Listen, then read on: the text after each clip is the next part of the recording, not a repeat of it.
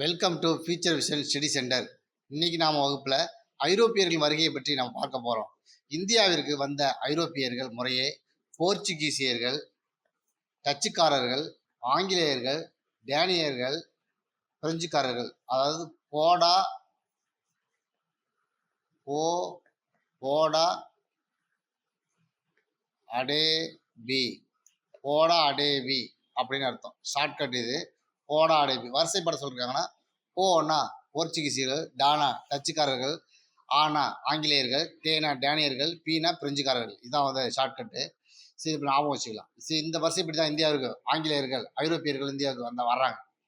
இந்தியாவில் தொடங்கப்பட்ட ஐரோப்பிய வருகை நிறுவனங்கள் என்னன்னு பார்த்தீங்கன்னா, அதாவது வணிகர்களையும் ஆளுநரையும் கொண்ட கிழக்கிந்திய தீவுகளுடன் வாணிபம் செய்யும் லண்டன் ஒரு வணிக குழு தான் இந்த குழு.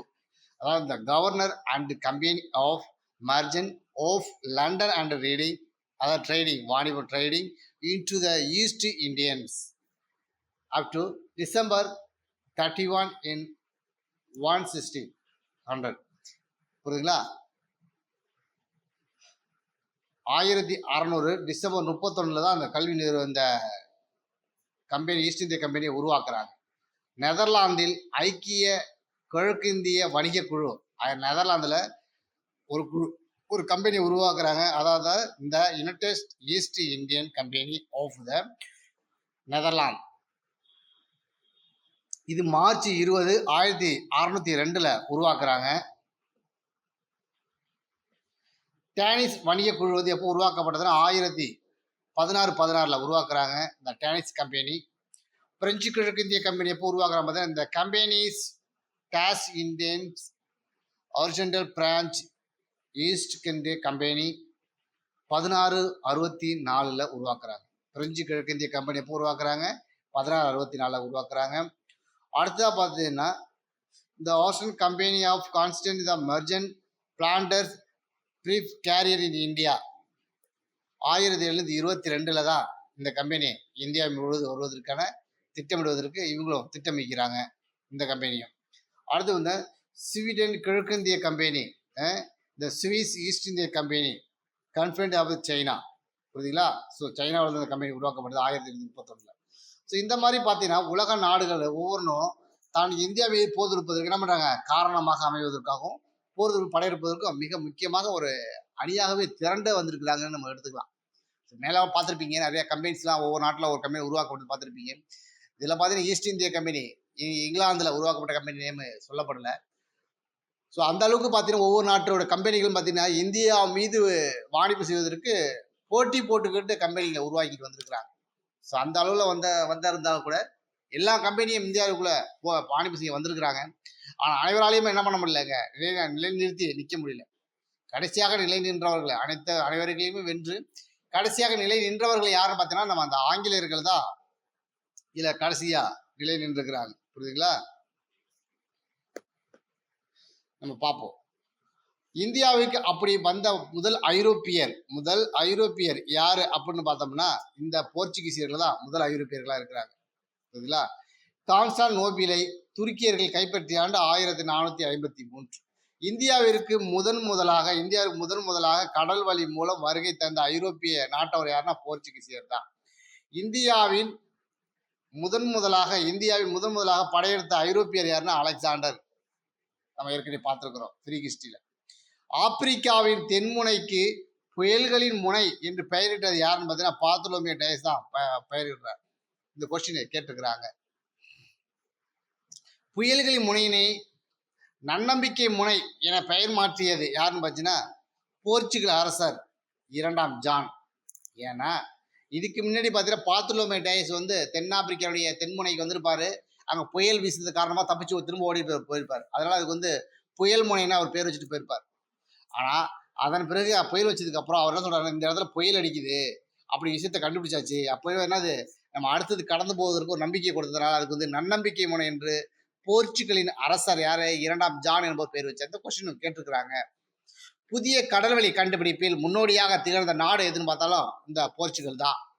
மாலுமி அரசர் என அழைக்கப்பட்ட போர்ச்சுகீசிய மன்னர் யாருன்னா ஹென்றி. கொஸ்டின் கேட்டிருக்கிறாங்க. மெரிட்டோ அசோர் தீவுகளை கண்டுபிடித்ததுனாலும் யாரு? ஹென்றி. மலபார் கடற்கரையில் உள்ள கள்ளிக்கோட்டைக்கு கோழிக்கூடு என்று பெயர் வச்சது யாருன்னு பார்த்தீங்கன்னா வாசுகோடகாமா வருகை தந்த அந்த இடத்துக்கு தான் கள்ளிக்கோட்டை என்று பெயர்.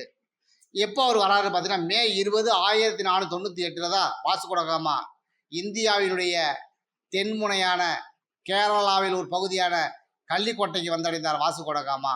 மே 20, 1498 கொஸ்டின் கேட்குறாங்க. வாசுகோடகாமாவை வரவேற்ற அந்த கள்ளிக்கோட்டையின் மன்னர், அதாவது கோழிக்கூட்டின் மன்னர் யார் பார்த்தீங்கன்னா சாமரின். கொஸ்டின் கேட்டிருக்கிறாங்க. இந்தியாவில் வாசுகோடகாமா 2வது முறையாக வருகை தந்த ஆண்டு 1502. வாசுகோடகாமா இந்தியாவிற்கு 3 முறை வந்துள்ளார். கொஸ்டின் கேட்பான், இதுவரை கேட்டதில்லை. வாசுகோடகாமா இந்தியாவிற்கு எத்தனை முறை வந்தாரு கேட்பான். நம்ம தெரிஞ்சதெல்லாம் ஒரு முறை தெரியும், பாருங்க 3 முறை வந்திருக்கிறார். புரியுதுங்களா? ஞாபகம். போர்ச்சுகீசியர்களின் முதலாக அவருடைய வர்த்தக மையம் எங்கு ஏற்படுத்தப்பட்டதுன்னா கள்ளிக்கோட்டையில் தான் அவருடைய முதல் வர்த்தக மையத்தை ஏற்படுத்தினார். போர்ச்சுகீசியர்கள் தங்களுடைய முதல் வர்த்தக மையத்தை எங்கே ஏற்படுத்துறாங்கன்னா கள்ளிக்கோட்டையில் தான் ஏற்படுத்துறாங்க. அவங்க எங்கே வந்து ஃபர்ஸ்ட் காடு எடுத்து வச்சாங்களோ அதுதான் அவங்களோட முதல் வர்த்தக மையமாக ஏற்படுத்தியிருக்கிறாங்க. போர்ச்சுகீசியர்களின் முதல் தலைநகரம் எது? கொச்சின். முதல் தலைநகரம் எது? கொச்சின் தான் ஏற்படுத்துறாங்க. 2வது தலைநகராக தான் கோவா ஆரம்பிச்சு. இது யாரு 2வது தலைநகரை ஏற்படுத்துறாருன்னா அல்புகர், அல்போன்சா டி அல்புகர் தான் வந்து 2வது தலைநகராக இந்த கோவாவை நிர்ணயம் செய்தார். அது நிரந்தர தலைநகராகவும் மாறியது. இந்தியாவின் முதல் போர்ச்சுகீசிய ஆளுநர் யாரு? பிரான்சிஸ் டி கோடி அல்மெய்டா. 1505 1509 வரலையும் அவரு முதல் ஆளுநராக, போர்ச்சுகீசிய ஆளுநராக, அந்த கிழக்கிந்திய கம்பெனியுடைய ஆளுநராக இந்தியாவில் இருந்திருக்கார். இவரே கண்ணனூர், கொச்சி போன்ற இடங்களில் கோட்டைகளை நிறுவனது இவர்தான். கண்ணனூர், கொச்சி போன்ற இடங்களில் கோட்டைகளை கட்டினது யாரு? இந்த பிரான்சிஸ் டி கோடி அல்மெய்டா என்பதுதான் நிறுவனாரு. 1505 போர்ச்சுகீசியர்களின் தலைநகரான கொச்சியினை ஏற்படுத்தி கொண்டவர் இவர். அல்மெய்டா தான் கொச்சியை ஏற்படுத்தி கொண்ட தலைநகராக உருவாக்குறாரு. நீலக்கடல் கொள்கையை பின்பற்றியவரும் அல்மெய்டா தான் கொண்டு வந்திருக்காரு. இந்த கொஸ்டினும் கேட்டிருக்கிறாங்க. இந்தியாவில் போர்ச்சுகீசியர்களின் செல்வாக்கு வளர உண்மையில் அடித்தளமிட்டது யாருன்னு பார்த்தீங்கன்னா அல்போன்சா டி அல்புகர். இந்தியாவில் போர்ச்சுகீசி செல்வாக்கு வளர உண்மையிலேயே அடித்தளமிட்டது யாரு? அல்புகருக்கு தான். இவருடைய காலம் 1509 1515. மிக முக்கியமான ஒரு காலம். பல இன்சிடென்ட் இந்த காலத்துல நம்ம பார்த்துருக்கிறோம். 1510 தான் பீஜப்பூர் சுல்தானிடம் இருந்து கோவாவினை கைப்பற்றி போர்ச்சுகீசியர்கள் கவர்னர் அல்புகர் என்ன பண்ணாரு? கோவாவை ஒரு நிரந்தர தலைநகராக உருவாக்கினார் அல்புகர். கோவாவில் சதிமுறையை தடை செய்த போர்ச்சுகீசிய ஆளுநர் யார்? அல்புகர். கோவாவில் சதிமுறையை வந்து என்ன பண்ணிருக்காரு? அவரை எதிர்த்திருக்கிறாரு, அதை தடையும் செஞ்சிருக்கிறாரு. அப்படி தடை செய்த முதல் ஐரோப்பியர் எல்லாம் சொன்னாலும் யாரு? அல்புகரு. இந்த கொஸ்டின் கேட்டிருக்கிறாங்க. அதனாலதான் இவரை வந்து வில்லியம் பெண்டிங்பிரபினுடைய முன்னோடி என்று அழைக்கிறாங்க. ஏன்னா சதி ஒழிப்பு சட்டம் வந்து 1829 கொண்டு வரப்பட்டது. சதி ஒழிப்பு சட்டம். இந்த சட்டத்தை கொண்டு வந்து யாருன்னா வில்லியம் பெண்டிங்பிரபு தான் சட்டத்தை கொண்டு வந்தாரு. இந்த சட்டம் கொண்டு வருவதற்கு இவர் கொண்டு வந்தாரு இல்லையா, இதுக்கு முன்னோடியாக இருந்தது தான் அல்புகர் அப்படி சொல்றாங்க. கொஸ்டின் கேட்டுக்கிறாங்க. இது முக்கியமான ஒரு கொஸ்டினாக இந்த இடத்த பார்க்கிறோம். நம்ம போர்ச்சுகீசியர்களா மாமனிதர் என்று போற்றப்பட்டது யாருனாலும் அல்புகர் தான் போற்றப்படுகிறாரு. இந்திய போர்ச்சுகீசியர்களுக்கு கலப்பு திருமணத்தை ஆதரித்தவர் அல்புகர் தான். அல்புகர் சொல்றாரு, யோ இந்திய பெண்கள் திருமணம் செஞ்சுக்கிங்க, நல்ல மக்கள், நல்ல வாழக்கூடிய மக்கள், நல்ல செல்வ செழிப்புள்ள இடம் ஐயாது, இங்குள்ள மக்கள் பண்புள்ள மக்களா இருக்கிறாங்க, இங்க திருமணம் பண்ணியா அப்படி சொல்லி அவங்க ஐரோப்பியர்களை அதாவது இந்த போர்ச்சுகீசியர்களை வந்து என்ன பண்றாரு? ஊக்கப்படுத்தி இங்க திருமண உறவு செய்வதற்கு காரணமாக இருந்தார். அதனாலதான் பாத்தீங்கன்னா இன்றையாலும் பாத்தீங்கன்னா கோவாவெல்லாம் பாத்தீங்கன்னா வெளிநாடு போலயே இருக்குது கோவா. காரணம் என்னன்னு பாத்தீங்கன்னா அந்த கலப்பு முறைகள் தான் இன்றளவு அங்க பிரதிபலிக்கிறது.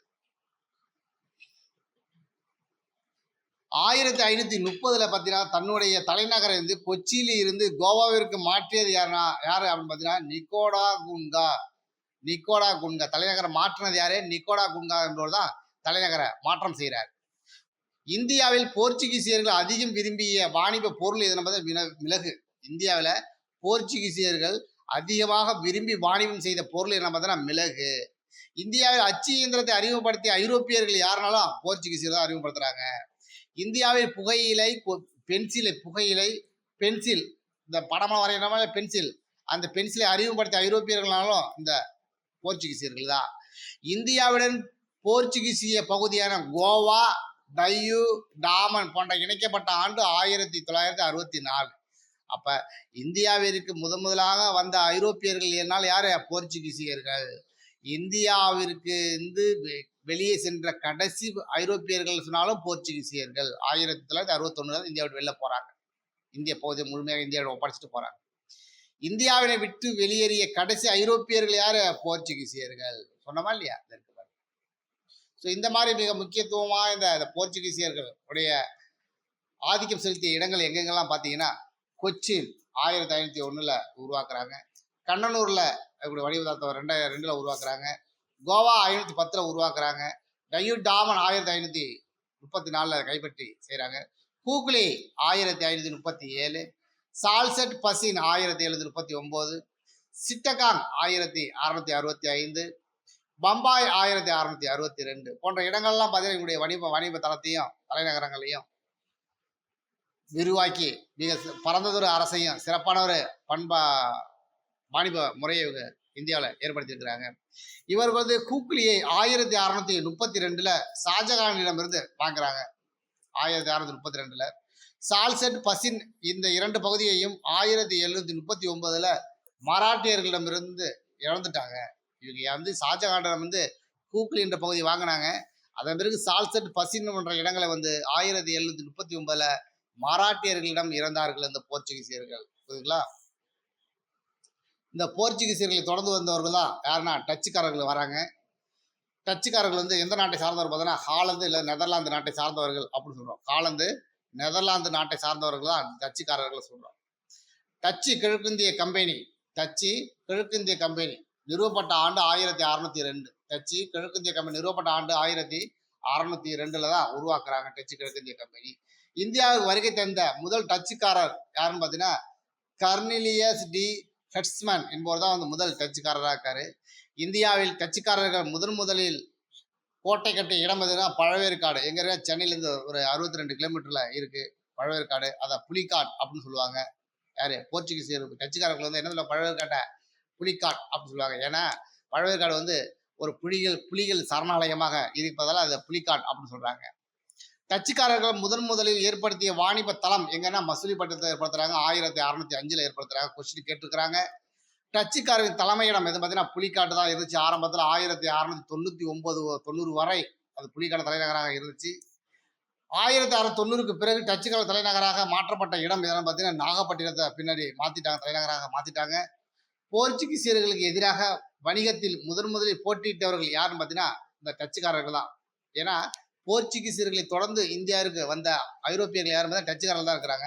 அதனால் போர்ச்சுகீசியர்களுக்கு ஈடாக என்ன பண்ணுறாங்க? இந்தியாவில் வாணிப உரிமையை வாணிபம் செய்வதிலையும் போர்ச்சுகீசியர்களுக்கு எதிராக இருந்தவர்கள் யாருன்னு பார்த்தீங்கன்னா டச்சுக்காரர்கள் தான் இருக்கிறாங்க. டச்சுக்காரர்கள் வாணிபம் செய்த அதிகம் கவனம் செலுத்திய பகுதி எதுன்னு பார்த்தீங்கன்னா இந்தோனேஷியா பகுதி தான் அதிகமாக கவனம் செலுத்துறாங்க. யாரு? டச்சுக்காரர்கள் வாணிபம் செய்யவதற்காக கவனம் செலுத்திய பகுதி எதுனாலும் இந்தோனேஷியா பகுதி தான். இந்தோனேஷியாவில் டச்சுக்காரர்களால் ஆங்கிலேயர் படுகொலை செய்யப்பட்ட நிகழ்ச்சி தான் என்ன பார்த்தீங்கன்னா அம்பாயினா படுகொலை. 1623 கொஸ்டின் கேட்பாங்க. நிச்சயமாக இந்த கொஸ்டின் வரும் 100%. இந்தோனேஷியாவில் டச்சுக்காரர்களால் ஆங்கிலேயர்கள் படுகொலை செய்யப்பட்ட நிகழ்ச்சி அம்பாயினா படுகொலை. அப்போ இந்த அம்பாயினா படுகொலை யாராருக்கு சார் இடையே நடந்துச்சு அப்படின்னு பார்த்தீங்கன்னா இந்த டச்சுக்காரர்களுக்கும் ஆங்கிலேயர்களுக்கும் இடையே நடந்தது. கொஸ்டின் கேட்பீங்க. ஏன்னா போர்ச்சுகீசியர்களை தொடர்ந்து வந்தவர்கள் டச்சுக்காரர்களே இன்னும் ஆங்கிலேயர்கள் வரல. அப்படி இருக்கும்போது நீங்கள் திடீர்னு இப்போ அம்பாயினா படுகொலை சொல்கிறீங்க, அது யாராருக்கு இடையே நடந்துச்சு அப்படின்னு ஒரு டவுட் உங்களுக்கு வரும். அப்படி இருக்கும்போது இந்த இடத்துல நீ என்ன நினைக்கும்? டச்சுக்காரர்களுக்கு பற்றி பார்க்கறதில்ல, இந்த இடத்துல அவங்களுக்கு நடந்த நிகழ்வு தான் நம்ம இந்த இடத்துல பார்க்குறோம். நிகழ்வாக தான் அதை பார்க்குறோம். அப்ப டச்சுக்காரர்களுக்கும் ஆங்கிலேயர்களுக்கும் இடையே நடந்த இந்த படுகொலை தான் அம்பாயினா படுகொலை என்று நாம் சொல்றோம். அப்படி ஆதிக்கம் செலுத்திய இந்த டச்சுக்காரர்கள் அவருக்கு ஆதிக்கம் செலுத்திய மற்ற இடங்களை எங்கெங்கன்னு பார்த்தீங்கன்னா மசூலிப்பட்டினம் 1605, புலிக்காட்டு 1610, சூரத் 1616, பிம்பிளிப்பட்டினம் 1641, காரைக்கால் 1645, பிப்ளி, பாலசூர், சின்சுரா 1653, நாகப்பட்டினம் 1659, அகமதாபாத் 1663, நீங்க ஒரு எண்ணை வந்து 1605 அப்படி படிக்கிறதுக்கும் 1663 படிக்கிறதுக்கும் ஒரு மைண்ட்ல உட்கார்றது ஒரு சிரமம் இருக்கு. அப்ப இந்த எண்ணை என்ன பண்ணி ரெண்டா பிரிக்க 1663 16 பிரிச்சு படிக்கும்போது உங்களுக்கு படிக்கக்கூடிய திறன் என்ன பண்ணும், மிக எளிமைப்படுத்தக்கூடிய மைண்ட்ல சீக்கிரமா அதை என்ன பண்ணும் அப்சர்வ் பண்ணி அது எளிமையா எடுத்துக்கும் மைண்ட் உங்களுக்கு. அதெல்லாம் மைண்ட்ல வந்து மெமரியில வந்து உட்கார்றதுக்கு இது ஒரு சிறந்த முறையா இருக்கு. இதெல்லாம் நான் கையாண்டிருக்கிறேன். இது எனக்கு சிறந்த பலன் கொடுத்துருக்குது. ஸோ அதனால் நீங்கள் இந்த முயற்சியை பண்ணி பாருங்க, நல்ல பலனை கொடுக்கும். அடுத்ததாக பாருங்க 1641 1641 என்ன நடக்குதுன்னு பார்த்தீங்கன்னா, போர்ச்சுகீசியர்களிடமிருந்து மலாக்காவையும் 1658 1658 இலங்கையையும் கைப்பற்றினார்கள். யாரு? இந்த ஆங்கிலேயர்கள். புரியுதுங்களா? போர் புரிஞ்சதுக்கு அப்புறம் கைப்பற்றினார்கள். அப்புறம் பிறகு இந்தியாவில் மசிலிப்பட்டினம் 1605 புலிகாட் 1010 பிம்பிளிப்பட்டினம் 41 சின்சூர் 53 காரைக்கால் 45 ஸோ இந்த பகுதிகளெலாம் பார்த்துருக்குறோம். பெரா நகர், காசி பசாரு, பாலாசோறு, பாட்னா, நாகப்பட்டினம் இதெல்லாம் பார்த்தீங்கன்னா 1658 இதெல்லாம் கைப்பற்றிருக்கிறாங்க. கொச்சி 1663 கொச்சியையும் கைப்பற்றிருக்கிறாங்க. போன்ற இடங்களில் தங்களுடைய வணிக தளத்தை சிறப்பாக ஏற்படுத்தி ஆட்சி செய்தவர்கள் தான் இந்த டச்சுக்காரர்களாக இருக்கிறாங்க.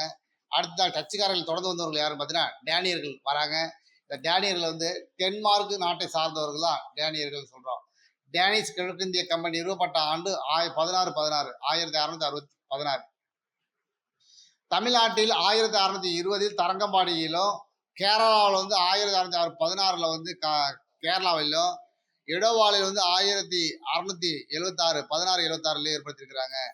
இந்த அது மட்டும் இல்லாமல் செராம்பூர் வங்காளத்திலும் தங்கள் வணிக தளத்தை இவர்கள் ஏற்படுத்தினார்கள். முன்னாளில் செராம்பூர்ல தான் இவருடைய தலைமையிடமாக இருந்துச்சு. இவருடைய இந்தியாவில் செராம்பூர் தான், மேற்கு வங்காளத்தில் செராம்பூர் இருக்கு. இதுதான் அவங்களுடைய முதல் வணிக தளமாக இருந்தது. அவருக்கு பின்னால் தங்கள் வணிக தளத்தை எங்க மாத்துறாங்க, தரங்கம்பாடியிலே தங்கள் தலைநகரத்தை மாற்றம் செய்தார்கள். புரியுதுங்களா? 1845 ஆங்கிலேயர்களுக்கு விற்பனை செய்துவிட்டு நாடு திரும்பி விட்டார்கள். யாரு? இந்த டேனியர்கள். அதுக்கப்புறம் தாக்கு பிடிக்க முடியல, ஆங்கிலேயர்கிட்ட போர் கொடுத்து தாக்கு பிடிக்க முடியல. 1845 ஆங்கிலேயர் விட்டுவிட்டு நாடு திரும்பி விட்டார்கள். யாரு? இந்த டேனியர்கள். அதெல்லாம் டேனிஸ் கோட்டை எங்க இருக்குன்னு பார்த்தா தரங்கம்பாடியில் இருக்கு. கொஸ்டின் கேட்கறான், டேனிஸ் போர்ட் எங்க இருக்கு அப்படின்னா தரங்கம்பாடியில இருக்கு. டேனியர்கள் தலைநகர் எது? செராம்பூர். டேனியர்கள் இரண்டாவது தலைநகர் எது? தரங்கம்பாடி அப்படின்னு நம்ம ஞாபகம் வச்சு. அடுத்ததாக பார்க்கக்கூடியது என்ன பார்த்தீங்கன்னா ஆங்கிலேயர்கள் தான் நம்ம பார்க்குறோம். மிக முக்கியமான ஒரு பாடப்பகுதி. இவர்கள் தான் இன்னும் முழுமையாக வரப்போறாங்க. கிழக்கிந்திய கம்பெனி, ஈஸ்ட் இந்தியன் கம்பெனி, அதாவது வந்து இஐசி, ஈஸ்ட் இந்தியன் கம்பெனி, இஐசின்னு ஷார்ட்டா போட்டிருக்கோம். ஈஸ்ட் இந்திய கம்பெனி நிறுவப்பட்ட ஆண்டு டிசம்பர் 31 1600. இந்தியாவில் வாணிபம் செய்ய கிழக்கிந்திய வணிக குழுவிற்கு அனுமதி அளித்த இங்கிலாந்து நாட்டு அரசியார் தான் முதலாம் எலிசபெத். ஈஸ்ட் இந்திய கம்பெனி இந்தியாவில் வருகை தந்த நோக்கம் என்னன்னு பார்த்தீங்கன்னா வாணிபம் செய்வதற்காக மட்டும்தான் இந்தியாவுக்கு வந்துச்சு. கிபி 1609 ஜஹாங்கீர் அவைக்கு வருகை தந்த ஆங்கிலேயர் யாருன்னு பார்த்தீங்கன்னா வில்லியம் ஹாக்கின்ஸ் என்பவர் வந்து 1609 வில்லியம் ஹாக்கின்ஸ் என்பவர் வராரு. அதன் பிறகு 1615 வந்து ஜஹாங்கீர் அவைக்கு வருகை தந்த ஆங்கிலேயர் சர் தாமஸ் ரோ என்பவர் வராரு. 1615 வராரு. இந்தியாவில் நிறுவப்பட்ட ஆங்கிலேயரின் முதல் வணிகத்தளம் எங்கன்னு பார்த்தீங்கன்னா சூரத்து. கொஸ்டின் கேட்டிருக்கிறாங்க. 1613 ஆங்கிலேயரிடம் வந்து என்ன பண்றாங்கன்னா ஆங்கிலேயர் வில்லியம் ஹாக்கின்ஸ் வந்து 1613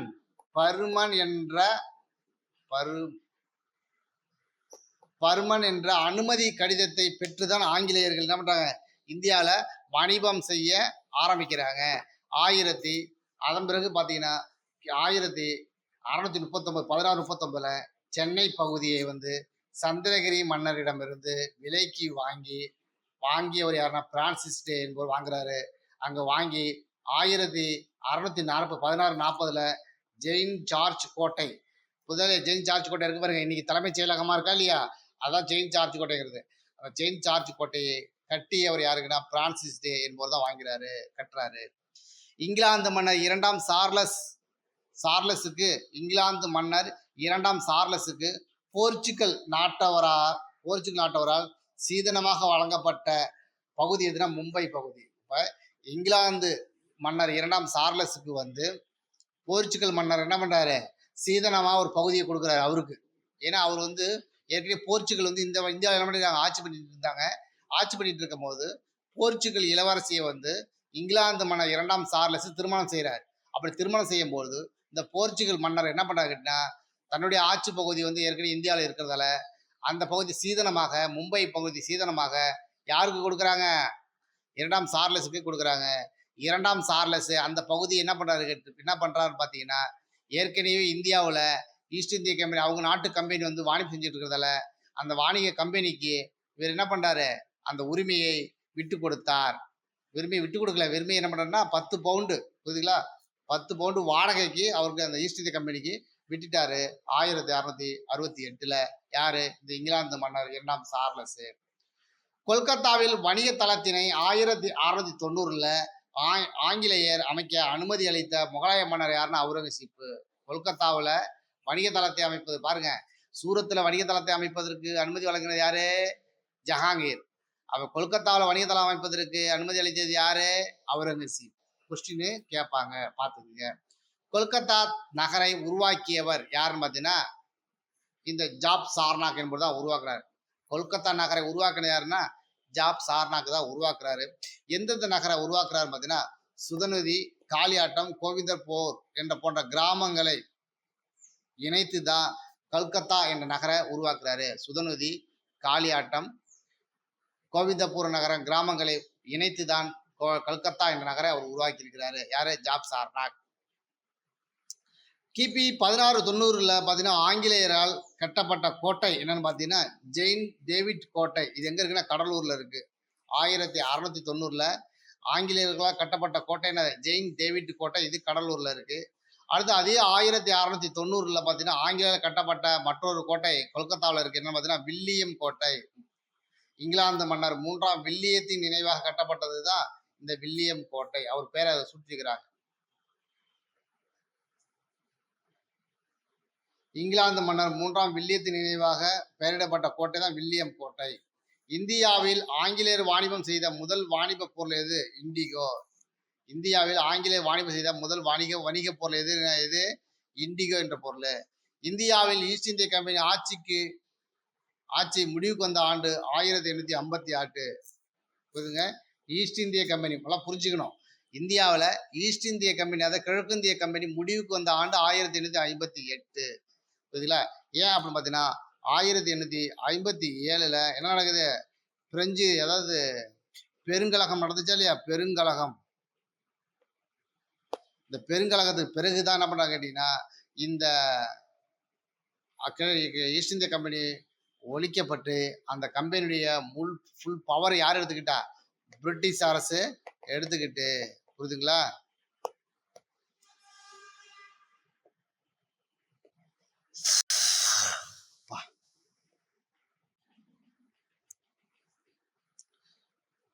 இதன் இந்திய பகுதியின் முதல் தலைமை இயக்குநராக இருந்த யாரும் பிரான்சிஸ் டே என்பதாக இருந்திருக்கார். இந்த பிரெஞ்சு அரசனுடைய முதல் ஆளுநர் யாரு, பிரான்சிஸ் மார்டின். இந்தியாவில் வாணிபம் செய்ய பிரெஞ்சு கிழக்கிந்திய வணிக குழுவிற்கு அனுமதி வழங்கிய முகலாய மன்னர் யாருன்னா அவுரங்கசீப்பு. பாருங்க, பிரெஞ்சுக்காரர்களுக்கு அனுமதி வழங்கினது யாரு, அவுரங்கசீப்பு. ஆங்கிலேயர்கள் அனுமதி வழங்கினது யாரு, ஜஹாங்கீர். வித்தியாசத்தை பார்த்து கொஸ்டின் கேட்பாங்க. அடுத்தது, இந்தியாவில் நிறுவப்பட்ட முதல் பிரெஞ்சு வணிகத்தளம் எங்கன்னு பார்த்தீங்கன்னா அது சூரத்து தான். 1668. அதை நிறுவனது யாரு கேட்டா பிரான்சிஸ் கரோன் என்பதுதான் உருவாக்குறாரு. 1674 பாண்டிச்சேரியை உருவாக்கினது யாருன்னா பிரான்சிஸ் மார்டின் என்பதுதான் உருவாக்குறாரு. பிரெஞ்சுக்கார தலைமையிடமும் பாண்டிச்சேரி தான். இந்தியாவில் ஆங்கிலேயருக்கு எதிராக கடும் போட்டியிட்ட ஐரோப்பியர்கள் யாருன்னா பிரெஞ்சுக்காரர்கள் தான். ஆங்கிலேயர்களுக்கு எதிராக கடும் போட்டியிட்டவர்களே பிரெஞ்சுக்காரர்கள். இந்தியாவில் ஆட்சி செய்த பிரெஞ்சு ஆளுநர்களில் சிறந்தவர் யாருன்னா டூப்ளே என்பவர் தான் சிறந்த ஆட்சியாளராக இருக்காரு. பின்னால அவரே என்ன நாடு கடத்திட்டாங்க, நாடு கடத்தி அவரை கொண்டுட்டாங்க பிரெஞ்சுக்காரர்கள், சரியா வாணிபம் செய்யலன்ட்டு. இந்திய யூனியனுடன் பிரெஞ்சு பகுதிகள் இணைக்கப்பட்ட ஆண்டு 1954. பாருங்க, 1668 பிரெஞ்சுக்காரர்கள் வராங்க. 1954 இவங்க போயிடுறாங்க. அதன் பிறகு பார்த்தீங்கன்னா 1400 1898 இந்தியாவுக்கு வராங்க. இவங்க 1961 தான் இந்தியா விட்டு போறாங்க. 1600 இந்தியாவுக்கு வராங்க. இவங்க 1947 இந்தியா விட்டு போறாங்க. அப்ப இது யாரு அப்படின்னு பார்த்தீங்கன்னா, அதிக காலம் இருந்தவர்கள் யாருன்னா போர்ச்சுகீசியர்கள். கொஸ்டின் கேட்பாங்க. இந்தியாவில் அதிக காலம் இந்திய ஆட்சி பகுதிகளை தங்கள் கட்டுப்பாட்டில் வைத்திருந்த ஐரோப்பியர்கள் யாருன்னு கேட்டா போர்ச்சுகீசியர்கள். பாருங்க, அவங்க கடைசியா போறாங்க. ஆனா அதிகமான பகுதிகளை வைத்திருந்து தன்னுடைய ஆளுமையில வச்சிருந்தது யாருன்னு பார்த்தீங்கன்னா ஆட்சி செய்தவர்கள் இவங்க தான். ஆனா போர்ச்சுகீசியர்கள் என்ன பண்ணாங்க, ஒரு சிறிய பகுதியில் மட்டுமே வச்சிருந்தாங்க. ஆனா ஆங்கிலேயர்கள் தான் அதிகமான பகுதிகளை இந்தியாவில் ஆட்சி செய்து வந்தவர்கள்.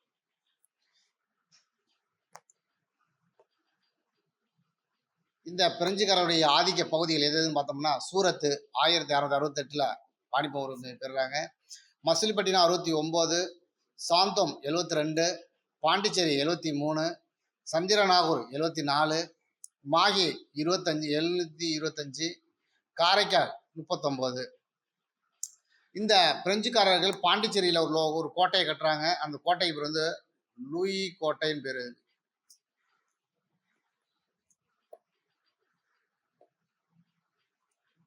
லூயி போர்ட், புரியுதா? லூயி போர்ட், லூயி கோட்டைன்னு சொல்லுவாங்க. அப்ப பிரெஞ்சுக்காரர்களால் பாண்டிச்சேரியில் கட்டப்பட்ட கோட்டையின் பேர் என்னது? லூயி கோட்டை அப்படின்னு நம்ம சொல்லணும். அடுத்ததாக பார்க்குறது நம்ம கர்நாடகா போர் பார்க்குறோம். கர்நாடகா போரை பார்த்தாலும் பார்த்தீங்கன்னா மொத்தம் 3-4 போர்கள் இருக்கிறது.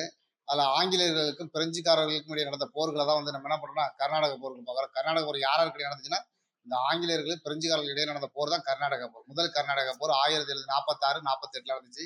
காரணம் வந்து என்னன்னு பார்த்தீங்கன்னா, முதல் கர்நாடக போருக்கான காரணம் பார்த்தீங்கன்னா ஆஸ்திரிய வாரிசுரிமை போர் தான். ஆஸ்திரியாவில் நடந்த வாரிசுரிமை போருடைய பிரதிபலிப்பு தான் இந்தியாவில் நடந்த முதல் கர்நாடக போர். பிரெஞ்சுக்காரர்களை சென்னையை கைப்பற்றினர். புரியுதுங்களா? பிரெஞ்சுக்காரர்கள் வந்து சென்னையை கைப்பற்றுறாங்க. இதனால தான் முதல் கர்நாடக போர் ஸ்டார்ட் ஆகிருச்சு. மேலும் 1746 அடையாற்று போரில் அன்வர்தீனுடைய கர்நாடக படைகள் பிரெஞ்சுக்காரர்களை தோற்கடித்தார்கள். கர்நாடக படைகள் வந்து யாரு? பிரெஞ்சுக்காரர்கள் தோற்கடித்தார்கள். பாருங்க, பிரெஞ்சுக்காரர்கள் சென்னையை கைப்பற்றினார்கள். 1746 அடையாற்று போர். அடையாறு இருக்கா இல்லை? சென்னை அடையாறு. அந்த அடையாறு கரையில் நடந்த போரால் அந்த அடையாற்று போர்னு சொல்றாங்க. அந்த போர்ல அன்வர்தீனுடைய கர்நாடக படைகளை பிரெஞ்சுக்காரர்கள் தோற்கடித்தார்கள். ஆங்கிலேயர் கடலூர் போரில் வெற்றி பெற்று பாண்டிச்சேரியை தாக்கினார்கள். கடலூர் போரில் வெற்றி பெற்று பாண்டிச்சேரியை தாக்கினார்கள். அப்ப இந்த ஆங்கிலேயர்கள் யாருக்கு உதவியா இருந்தாங்க பார்த்தீங்கன்னா, அன்வர்தீனுக்கு உதவியா இருந்ததால இந்த வெற்றி பெறுவதற்கு காரணமாக இருந்துச்சு. இந்த போர் இறுதியில 1748 ஐரோப்பாவில் ஏற்பட்ட ஐலா-சபைல் உடன்படிக்கையின்படி இந்த முதல் கர்நாடக போர் முடிவுக்கு வந்தது. முதல் கர்நாடக போர் எந்த உடன்படிக்கையின்படி முடிவுட்டதுன்னு கேட்டாங்கன்னா என்ன சொல்லணும்? ஐலா-சபைல் உடன்படிக்கையின்படி முடிவுற்றது அப்படின்னு சொல்லணும். இரண்டாவது கர்நாடக போர். இதுக்கான காரணம் என்னன்னு பார்த்தீங்கன்னா, கர்நாடகா மற்றும் ஹைதராபாத் பகுதிகளில் ஏற்பட்ட வாரிசுரிமை போரின் விளைவு. அதாவது இந்தியாவில் ஏற்பட்ட பெஸ்ட் வந்து ஆஸ்திரியா ஏற்பட்ட வாரிசுரிமை போர் பிரச்சனை சொன்னோமா இல்லையா? அதான் முதல் கர்நாடக போர். இரண்டாவது கர்நாடக போர் என்னன்னு பார்த்தீங்கன்னா, இந்தியாவில் ஏற்பட்ட வாரிசுரிமை பிரச்சனை. எந்தெந்த பகுதினா கர்நாடகாவில் வாரிசுரிமை பிரச்சனை, ஹைதராபாத்தில் நடந்த வாரிசுரிமை பிரச்சனை. பாருங்க, கர்நாடகா இரண்டாம் கர்நாடக போர் வந்து நாசிர் ஜங்கு அன்வர்தீன் ஆங்கிலேயரையும் நாசிர் ஜங்கு அன்வர்தீனையும் ஆங்கிலேயருக்கு ஆதரிச்சாங்க. முசாபர் ஜங்கு சந்தா சாஹிப் வந்து பிரெஞ்சுக்காரர்கள் என்ன பண்றாங்க? இப்போ ஆதரிக்கிறாங்க. இப்போ என்ன பண்ணு கேட்டீங்கன்னா, இது ஆங்கிலேயர்கள், இது வந்து பார்த்தீங்கன்னா பிரெஞ்சுக்காரர்கள். ஆங்கிலேயர்கள் வந்து யாரை ஆதரிக்கிறாங்க அப்படின்னு பார்த்தீங்கன்னா, நாசிர் ஜங்கு அன்வர்தீன். இப்போ பிரெஞ்சுக்காரர்கள் பார்த்தீங்கன்னா முசாபர் ஜங்கு சந்தா சாஹிப். இதுதான் அந்த ஃபார்மெட். புரியுதுங்களா? இந்த போரில் ராபர்ட் கிளைவ் என்ன பண்ண? இந்த போரில் ராபர்ட் கிளைவ் ஆங்கிலேய படைகளுக்கு தலைமை வகித்து வெற்றி பெற்றார். ஆம்பூர் போரில் 1749 கொல்லப்பட்ட கர்நாடக நவாப் யாருன்னா அன்வர்தீன். இந்த அன்வர்தீன் என்ன பண்றாரு? முதல் கர்நாடக போர், இரண்டாம் கர்நாடக போர்ல அந்த ஆம்பூர் போர்ல அன்வர்தீன் கொல்லப்பட்டாரு. ஆற்காட்டு போர் 1751 நடைபெற்றது. இந்த கொஸ்டின் கேட்குறாங்க. ஆற்காட்டு வீரர் யாருன்னு கேட்குறாங்க? ராபர்ட் கிளைவ்னு சொல்லணும். உடன்படிக்கை என்ன உடன்படிக்கை? பாண்டிச்சேரி உடன்படிக்கை 1755 இரண்டாவது கர்நாடக போர் முடிவு பெற்றது.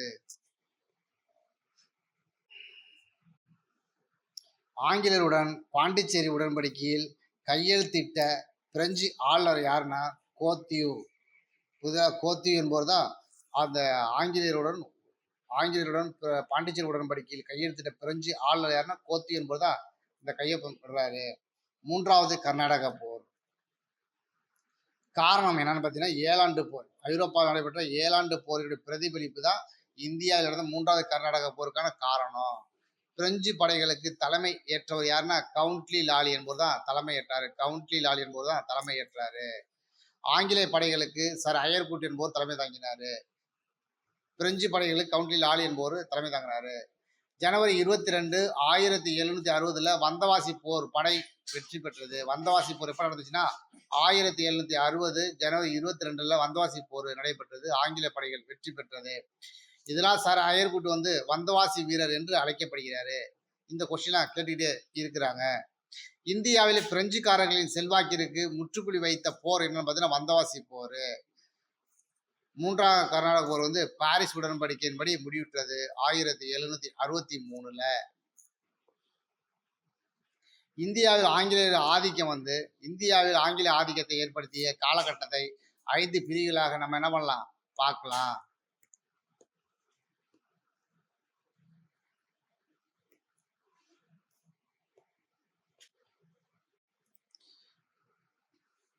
Company struggle for equality with the province state 1940-65 கொண்டு வந்திருக்கிறாங்க. அதாவது சுதேச சமஸ்தானங்களுடன் கம்பெனியாளர்களில் சமத்துவத்திற்கான ஒரு போட்டி. அதாவது இந்தியாவிற்கு வந்த ஆங்கிலேயர்கள் சுதேசி இந்தியர்களுடன் போட்டியிட ஆரம்பித்தார்கள். அதாவது இந்திய மன்னர்கள் போட்டியிட ஆரம்பிச்சிட்டாங்க. பிளாசி போரும் கர்நாடக போரும் அவர்களின் ஆட்சிக்கு அடிக்கொடியது. முகலாய பேரரசர் ஷா ஆலம் என்பவர் அவருடைய ஆதிக்க கொள்கைகளுக்கு பக்சார் போரில் பணிந்து பெங்கால், ஒரிசா மற்றும் பீகார் போன்ற பிரதேசங்களை வாணிபம் செய்ய அனுமதி வழங்கினார். புரியுதுங்களா? இந்த ஷா ஆலம் தான் என்ன பண்றாரு, ஆங்கிலேயர்கள் ஆரம்பத்தில் வந்தாங்க, வாணிபம் செய்ய வந்தாங்க. பிறகு பார்த்தீங்கன்னா இந்திய ஆட்சியாளர்கள் போட்டியிட ஆரம்பிச்சாங்க. அப்படி போட்டியிட்ட போர்கள் தான் பார்த்தீங்கன்னா முதல்ல கர்நாடகா போர், பக்சார் போர், பிளாசி போர் என்ற 3 போர்கள் நடக்குது. இந்த போர்ல பார்த்தீங்கன்னா பக்சார் போர்ல பார்த்தீங்கன்னா என்ன பண்ணாரு, முகலாய மன்னர் ஷா ஆலம் பெங்கால்னா வங்காளம், ஒரிசா, பீகார் போன்ற பகுதிகளை அவங்கள்ட்ட கொடுத்து வாணிபம் செய்வதற்கு அனுமதி கொடுத்துட்டாரு. புரியுதா? இதுதான் ஒரு முக்கிய காரணமாக சொல்லப்படுகிறது. அடுத்தது 2வது பார்த்தீங்கன்னா சுற்றரன் காப்பு கொள்கை. சுற்றரன் காப்பு கொள்கை அப்புறம் என்ன பார்ப்போங்க, policy of ring fence of the buffer state. சுற்றரன் காப்பு கொள்கை இந்தியாவின் இதர சுதேச அரசுகளை பாதுகாப்பதாக அமைந்த இந்த கொள்கையானது வாரன் காஸ்டிங் பிறப்பு தொடங்கி வெள்ளை துணைப்பட திட்டம் வரை சென்றதுன்னு சொல்றாங்க. அதாவது வெள்ளை சிலியினுடைய துணைப்பட திட்டம் இருக்கா இல்லையா, அதுதான் சொல்றாங்க சுற்றரன் பாதுகாப்பு கொள்கை. உங்க அரசு கொள்கையை உங்க அரசாங்கம் என்ன பண்ண பாதுகாத்து வச்சுக்கிறோம், உங்க மக்களை பாதுகாக்கிறோம், உங்க எல்லையை பாதுகாக்கிறோம், எங்களுக்கு இவ்வளவு பணம் கொடுங்க அப்படின்லாம் சொல்லி கேட்கறாங்களா இல்லையா, அதான் துணைப்பட திட்டம். ஸோ அந்த பாலிசி தான் சொல்றாங்க. 3வதாக பார்த்தீங்கன்னா கீழ்நிலைப்படுத்தி தனிமைப்படுத்தும் கொள்கை. தனிமைப்படுத்தும் கொள்கை காஸ்டிங்ஸ் பிரபுடைய காலத்துல சுதேசி சமஸ்தானங்களை பிரித்து அவர்களின் உள் விவகாரங்களை தலையிட்டு நாடுகளை பிரித்தனர். அது என்னது, அவகாசி கொள்கை. இதோட முக்கியமான நோக்கமாக இருந்துச்சு. அதாவது பார்த்தீங்கன்னா அரசர்கள் என்ன பண்றாங்க, அவங்களுக்கு தன்னோட வாரிசுகள் இல்லை என்ன பண்றாங்க, அவங்களுக்கு தேவையான ஒரு வாரிசு தேர்வு செய்யறாங்க. இதெல்லாம் என்ன பண்றாங்க, அவங்களுடைய உள் விவகார செயல்பாடு. அதுலேயும் இந்த ஆங்கிலேயர்கள் என்ன பண்றாங்க, தலையிட்டு அதுலேயும் தன்னுடைய செயல்பாட்டை ஆரம்பிக்கிறாங்க. ஸோ அதுதான் பார்த்தீங்கன்னா இந்த கீழ்நிலைப்படுத்தி இணைக்கும் கொள்கை, அந்த கொள்கையோட ஃபாலோ பண்றாங்க.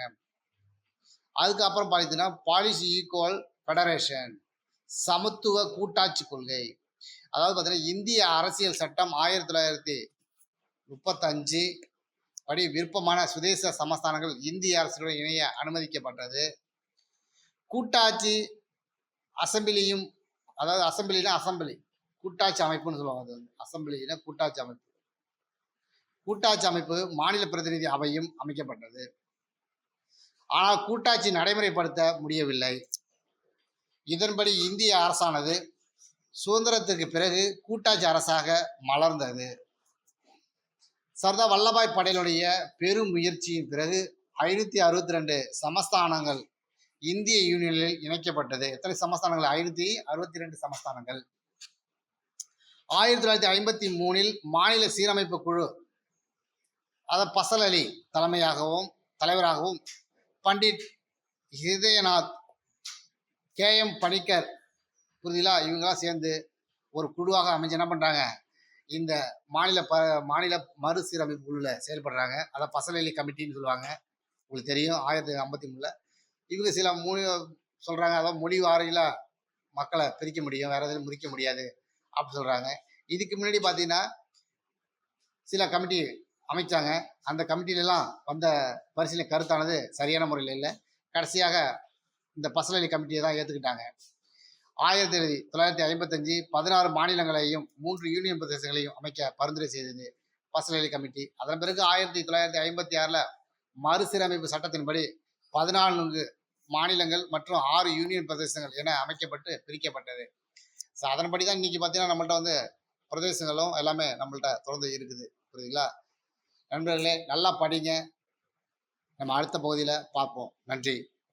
Future Vision Study Center, 2nd floor, ABK Maruti Plaza, opposite Hotel Lakshmi Prakash, SKS Hospital Road, New Bus Stand, Salem 4. For contact 90420 30163 and web address www.futurevision.ias.com.